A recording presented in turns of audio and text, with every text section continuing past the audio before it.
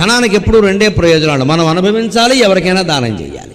లేకుండా ఊరికే మూటలు కట్టుకుని కూర్చొని నగలన్నీ ఎక్కున్నాయంటే సేఫ్ డిపాజిట్ లాకర్లో అవి సేఫ్, నువ్వు వెళ్ళిపోతావు, రేపోతావు. నువ్వు పెట్టుకోలేదు, ఎవరికే ఇవ్వలేదు. కొన్ని పెట్టుకుంటుందా అంటే భయం, కోడలకి ఇస్తుందా అంటే ఇస్తేలాగా వాళ్ళ పుట్టింటి వాళ్ళు ఇచ్చుకోవాలి, నేను ఎందుకు ఇవ్వాలి, మరి ఎవరిస్తారమ్మా కోళ్ళకు నువ్వు ఇవ్వకపోతే. ధర్మశాస్త్రం తెలిసి చెబుతున్నా, ఆడాళ్ళు ఎక్కువ ఉన్నారు కాబట్టి మొహమాటం ఏంలా. అత్తగారి నగలు వారసత్వం ప్రకారం కోడలకే వస్తాయి, ధర్మశాస్త్రం కూతురుకు కాదు. తస్మాత్ జాగ్రత్త కోడళ్ళ. చప్పట్లు ఆడాళ్ళు కొట్టట్లే చూసారా, నచ్చది మాట నాకు తెలుసు. కూతురికి ఇవ్వడానికి వీల్లేదమ్మా, కోడలకే ఇవ్వాలి. వంశ పరంపరే ఎలవేలుపు గౌరీదేవి బొమ్మిస్తున్నావా, గోత్రం మారిందా, ఇంటి పేరు మారిందా, నగలు మారవా, నగలే వెళ్ళాల్సింది. అమెరికాలో ఉన్న కూతురికి ఇస్తారు కానీ అంబాజీపేటలో ఉన్న కోడలకి ఇవ్వరండి. అత్తగారి తర్వాత కుటుంబానికి వారసురాలు కోడలే, కూతురు కాదు. ఆ కూతురు ఆ ఇంట్లో వారసురాలు, ఇక్కడ కాదు, ఇక్కడ వేషాలు అయింది. అంతేకాదు అత్త మామల బాధ్యత కూడా కొడుకు కోడలదే. కూతురు చూసుకుంటుంది కదా, చూడాల్సిన అవసరం ఆవిడికి లేదు, కొడుకు కోడలే చూడాలి. ఆ బాధ్యత వాళ్ళదే, ఆ బంగారము వాళ్ళ.